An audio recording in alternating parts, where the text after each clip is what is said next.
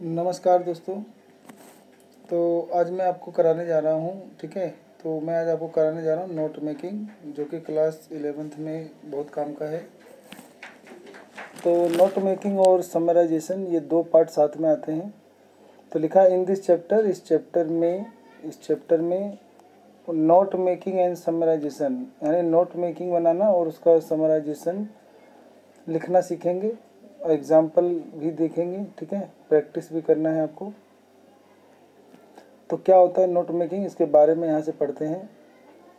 तो लिखता है यहाँ से कि note making and summarisation, note making and summarising are crucial skill that help us not only in academic but also at our workplace. Note making essentially involves talking, record or nothing down the main points of whatever is read or heard. तो इसमें लिखा है note making और जो summarising होता है ये एक बहुत ही कठिन कुशलता होती है।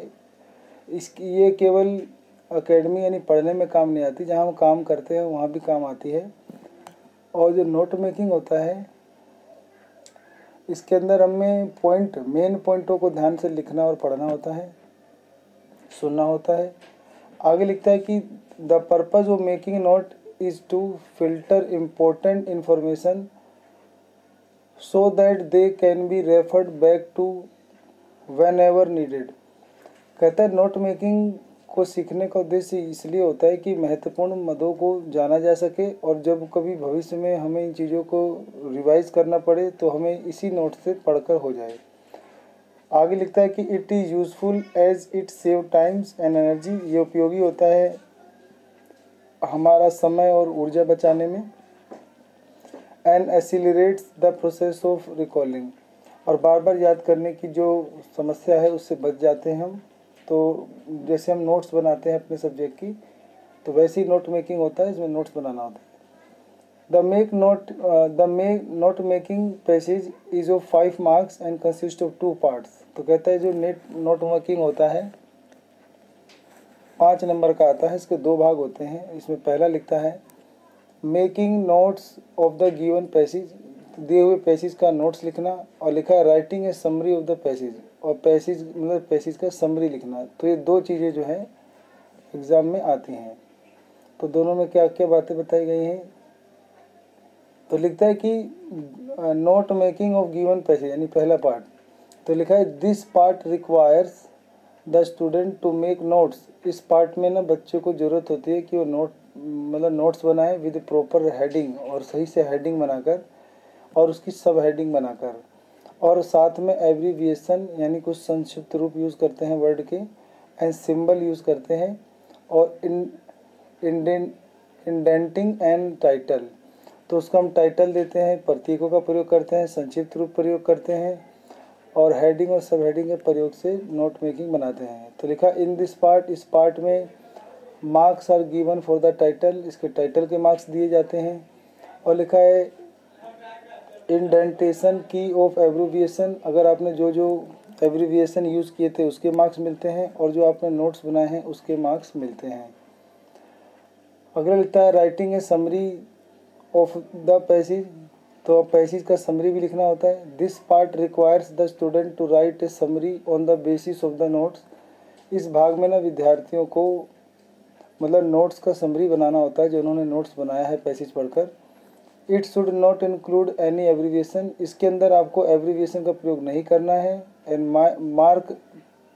Marks are given for content and expression, जो नंबर होते हैं वो आपको दिए जाएंगे, जो नंबर हैं वो आपको दिए जाएंगे कंटेंट लिखने के, और आपका एक्सप्रेशन लिखने का कैसा है उसके आधार पर आपको मार्क्स दिए जाएंगे, ठीक है। ये लिखा है आपको। आगे लिखता है यहाँ से how to make good notes and summary, हम ना कैसे बना सकते हैं अच्छे नोट्स और समरी को। The following tips will help you to make good notes, आपको अच्छे नोट्स बनाने के लिए निम्नलिखित जो स्टेप्स हैं वो मदद कर सकते हैं। कीप द नोट्स शॉर्ट, आपको अपने नोट्स छोटे लिखने हैं, एंड कॉम्पैक्ट, मतलब सटीक लिखने हैं, so that they are easy to understand, ताकि समझने में आसानी हो पढ़ने वाले को। रीड द पैसेज केयरफुली, और आपको कहता है कि पैसेज को केयरफुली पढ़ना चाहिए। And mark the keywords as you read, और जो भी आपने पढ़ा है उसमें जो कीवर्ड्स होते हैं, मतलब मुख्य शब्द, उनको आपको ध्यान रखना चाहिए, ठीक है, और उन पर मार्क यानी निशान लगाना चाहिए। Organise your notes into heading and sub heading, और आपको नोट्स में हेडिंग जरूर बनाना है, सब हेडिंग भी बनाना है। आगे लिखा है a heading must reflect the main theme, और आपका हेडिंग जो होना चाहिए ना वो मेन थीम से संबंधित होना चाहिए। And sub heading should point out how the theme is develop, और सब हेडिंग जो होना चाहिए वो उसी थीम के ऊपर पॉइंट वाइज विकसित होना चाहिए, उसी पॉइंट से रिलेटेड होना चाहिए। आगे कहता है give a suitable title to the notes and summary, तो कहता है आपको एक उचित टाइटल और एक देना चाहिए और समरी भी लिखना है, इसलिए तो नोट्स और समरी दोनों को टाइटल देना है। Do not right complete sentence notes, sentence पूरा सेंटेंस यानी कंप्लीट सेंटेंस नोट्स में नहीं लिखना है। Follow the proper numbering and indentation while making notes, तो नोट्स बनाते समय आपको नंबर जो है बिल्कुल क्रम में देना है और इंडेंटेशन पे भी ध्यान देना है, ठीक है, मतलब क्रम वाइज लिखना है। वाइल मेकिंग द समरी, जब आप समरी बना रहे होते हो तो remember the keep it under the word limit, तो आपको वर्ड लिमिट का ध्यान देना है। वाइल मेकिंग द समरी, जब भी आप समरी बना रहे हैं, remember to keep it under the word limit, आपको वर्ड लिमिट का भी ध्यान रखना है। It should not exceed 1/3 of the length of the passage, तो पैसेज की जितनी लेंथ है उससे 1/3 से ज़्यादा नहीं पहुंचना चाहिए आपका, ठीक है। The summary should contain only the main idea, summary में आपके कुछ मेन विचार होने चाहिए। एंड सपोर्टिंग डिटेल, और जो सहायक डिटेल होते हैं वही लिखने चाहिए। 10वां है कि रिमेंबर टू मेक ए की ऑफ एब्रीविएशन, आपको याद रखना चाहिए कि की ऑफ एब्रीविएशन संक्षिप्त रूप प्रयोग करना है। And enclose in the box, उसको बक्से के अंदर बंद करना नहीं भूलना है, ठीक है। Use of abbreviation in note making, abbreviation हम कैसे यूज़ कर सकते हैं यहाँ पे वो बताया गया है। एब्रीविएशंस यानी जो संक्षिप्त रूप होते हैं वर्ड के, help in writing the information briefly, वो जो सूचना हम लिखते हैं उसको लिखने में मदद करते हैं। Following are some of the ways in which you can use abbreviation, निम्नलिखित कुछ तरीके हैं जिनकी मदद से आप जो है एब्रीविएशन यूज़ कर सकते हैं। यूज़ कॉमन सिंबल यूज़ कर सकते हैं। Use acronyms,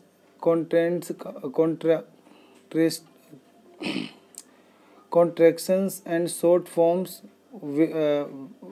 where ever possible, जहाँ तक संभव हो सके आपको आर्कोनियम्स, कॉन्ट्रैक्शंस और शॉर्ट फॉर्म का प्रयोग करना है। तो यहाँ पे हमें मिल जाता है सम कॉमन एब्रीविएशन, ठीक है, इसको आप याद कर लेंगे। पहला है जैसे यहाँ पे पॉजिटिव एब्रीविएशन वर्ड, ठीक है, तो यहाँ पे लिखा है जैसे पॉजिटिव के लिए प्लस का निशान या प्लस के लिए प्लस, माइनस के लिए माइनस, नेगेटिव बराबर के लिए इक्वल या इज द सेम एज, और इसके लिए नोट लगाने पे हो जाएगा डज नॉट इक्वल और is not the same as, is approximately equal to के लिए ये वाला निशान, और ये होता है is less than, is smaller than, और ये होता है इज ग्रेटर देन या लार्जर देन, ये होता है इंक्रीज या ग्रोथ के लिए, ये होता है डिक्रीज फॉल या श्रिंकेज के लिए, ये सिंबल होता है एंड के लिए। इसके अलावा फिर यहाँ पर है स्पेशल इम्पोर्टेंट या नोशेबल के लिए, और ये होता है पर या इच के लिए, ठीक है। ऐसे यहाँ पर भी आपको याद करना है। ईजी का मतलब होता है फॉर एग्जाम्पल, ये होता है आई का मतलब दैट इज, डब्ल्यू का मतलब होता है विदाउट, ईटीसी होता है एटसेट्रा, ये होता है निशान मेल और फीमेल के लिए, मेल के लिए फीमेल के लिए निशान याद करेंगे। उसके बाद होता है नेमली के लिए VIZ, उसके बाद लिखा है ASAP, ये होता है as soon as possible. MR होता है मिस्टर के लिए, MRS होता है मिस्ट्रेस के लिए, डॉक्टर के लिए DR और गवर्नमेंट के लिए GOVT, ठीक है। तो ये इतना सिंबल जो है आपकी हेल्प करेगा बनाने में।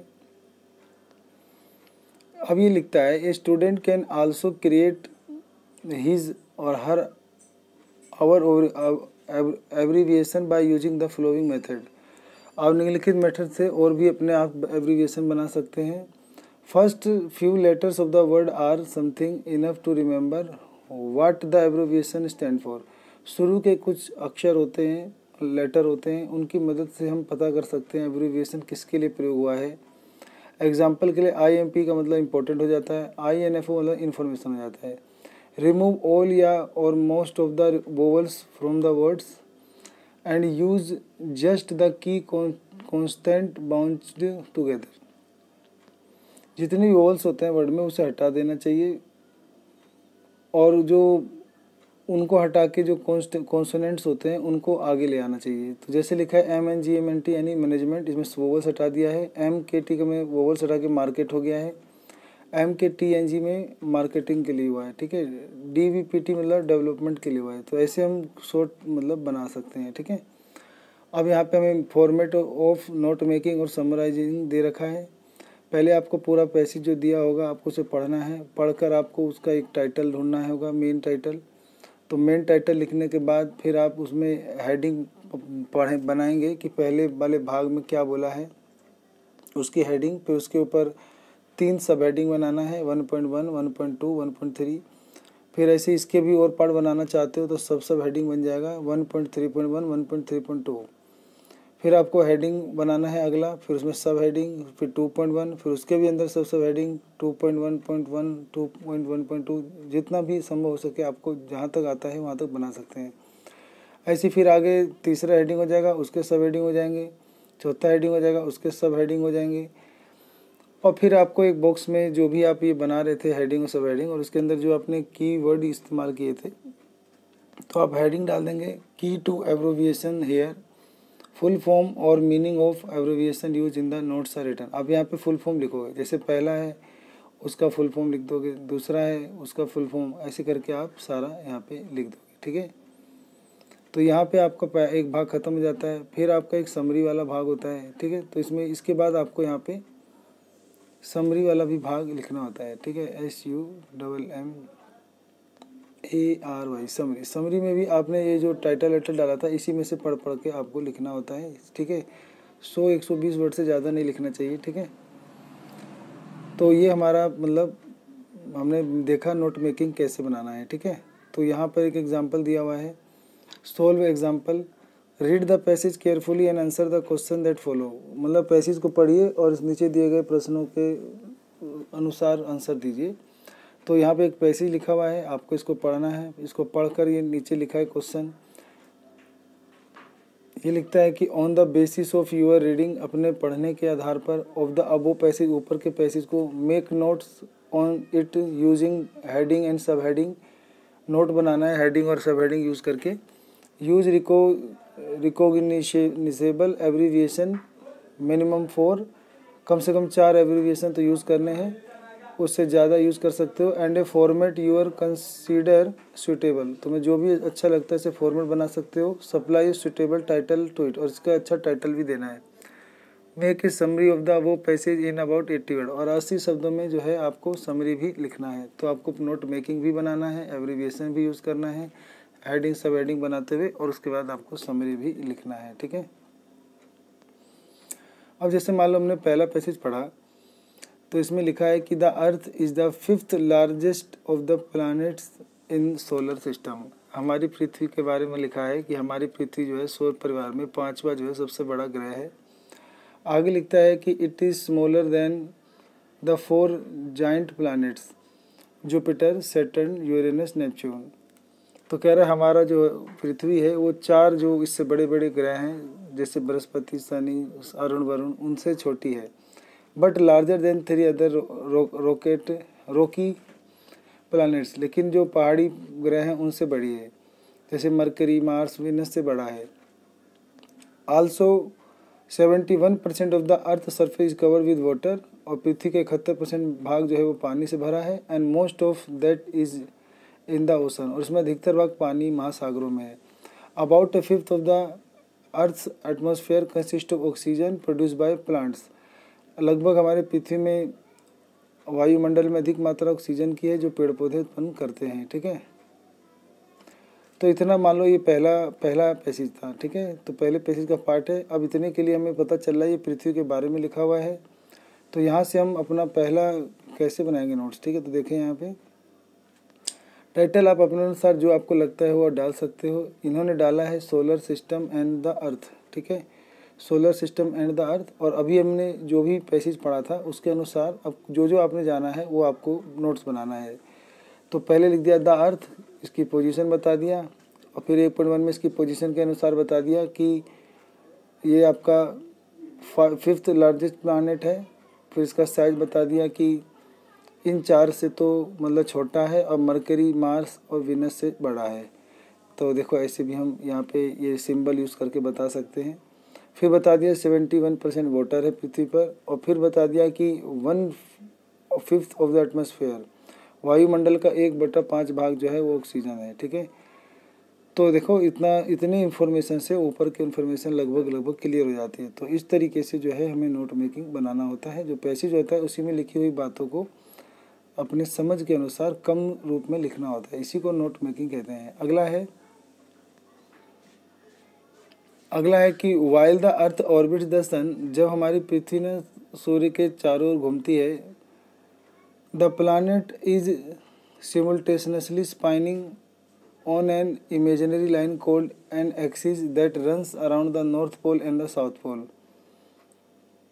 तो हमारी जो पृथ्वी, हमारा जो ग्रह है, ये एक अपने अक्ष पर एक जो काल्पनिक रेखा है जो कि उत्तरी और दक्षिण ध्रुव की रेखा है, उससे घूमती रहती है।